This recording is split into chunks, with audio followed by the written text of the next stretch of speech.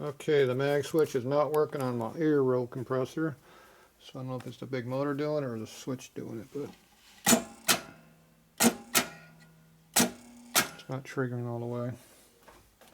And the motor is 7.5 horse. I don't know what kind of amperature stuff it got up there, but it's got whatever it's got there. Try no light, if that helps. Don't know if it does or doesn't. Can't really tell. I don't know where it is. I can't read the numbers.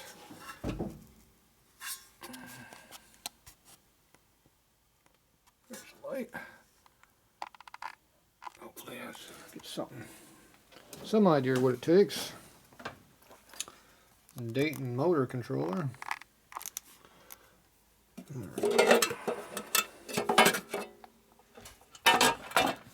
So that's what's inside of the thing.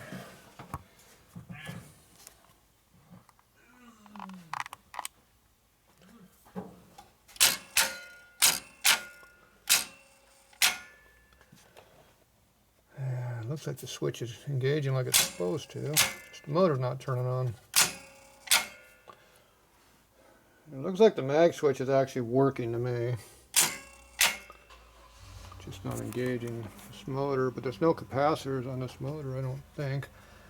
I don't know what's behind that box over there, but might be a starter capacitor failed, I don't know. All I know is it doesn't work. Now what's all this junk in here? There we go. There's all kinds of stuff over here I don't know about.